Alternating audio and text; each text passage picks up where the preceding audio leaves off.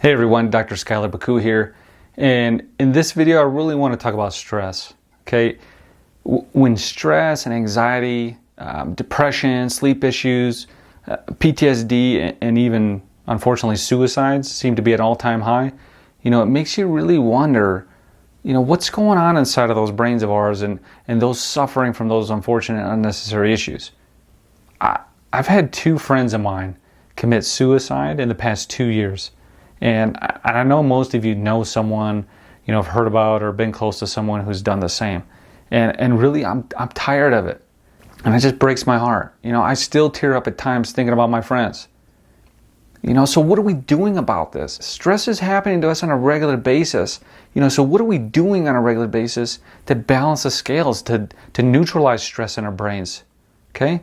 This is a huge reason why I'm doing this, with all these videos and things like that. And it's a huge reason why I bring all this technology into the office, is because I can't bear to keep hearing about people suffering needlessly, and that's why I've dedicated a lot of my work too and focus on helping people with these mental health issues, especially with stress and anxiety and even in depression and PTSD. So it's also why I count on all of you to inform people about the type of work we're doing in the office with the brain.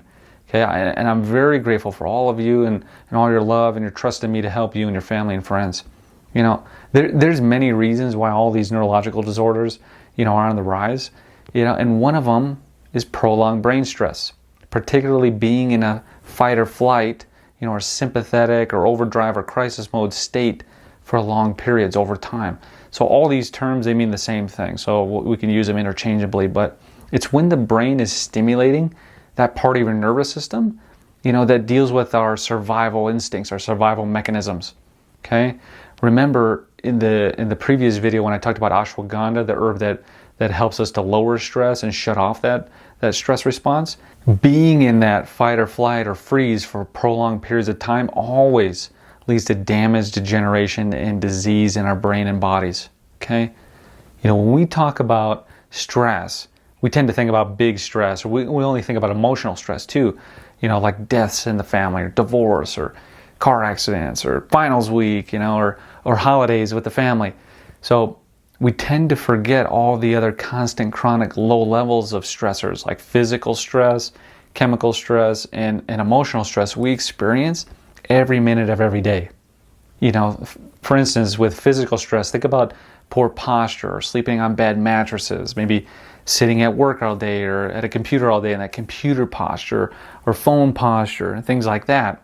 On the chemical side of things, think about our diets, processed foods, chemicals, pesticides, all those things, outdoor allergies or indoor allergies, chemical exposures.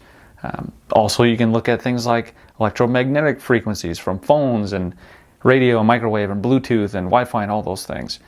And of course, emotional stressors with money or poor sleep or not enough sleep or family issues or work issues. All these cause the brain to go out of balance. Okay, it doesn't matter if it's physical or chemical or emotional or a mix of them. It all causes the brain to go out of balance. So, and when the brain is out of balance, the body always follows.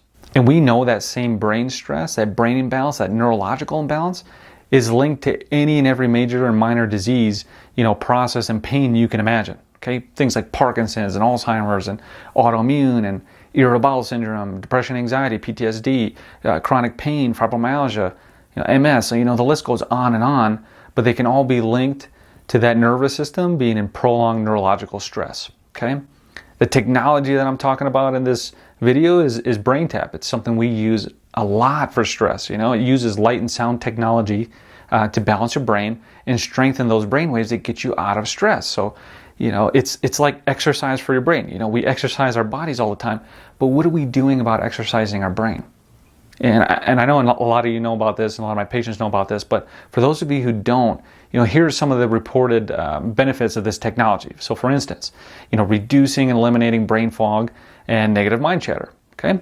It helps to increase energy, helps reduce stress, helps promote relaxation, which also contributes to sleep habits. It's also known to increase serotonin production, which is feel-good hormone, okay?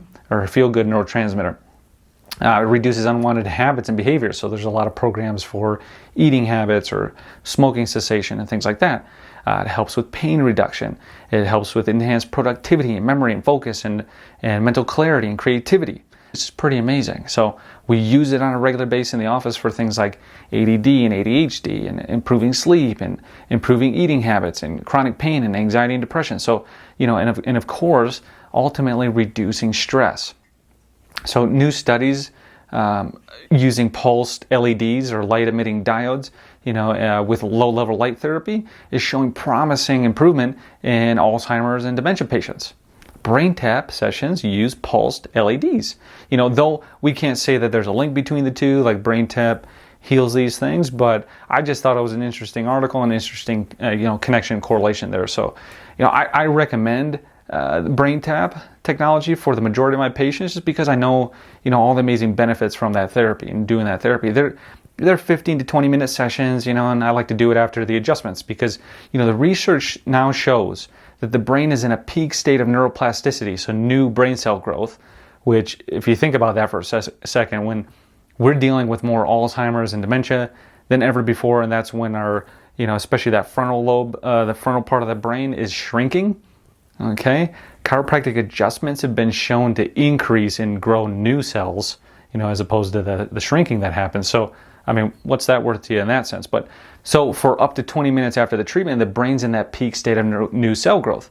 And, we can teach it one of two things. We can teach it stress, where we just let you go right back out into traffic and things like that. Or we can teach it resting and relaxation and healing. So that's why I love doing the brain tap after the treatments, the adjustments, because that's just when, again, your brain's in this most vulnerable state for healing and learning, and we want to teach it something healing, not something stressful. So it's just amazing for helping to maximize the effects of the treatments and the adjustments, and helping the adjustments last longer as well. So I hope you guys enjoy that information, a quick little tidbit about brain tap and reducing stress and anxiety, because again, when we're dealing with all these mental health issues now, and prolonged neurological stress is behind a lot of this, okay?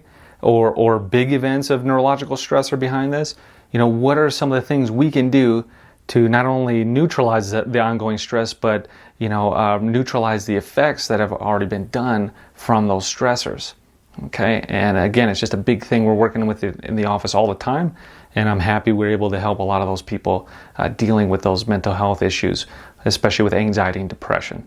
So if you guys have any questions, please don't hesitate to give us a call. Number is 720-998-7956. Hope you enjoyed this video. Thanks for watching.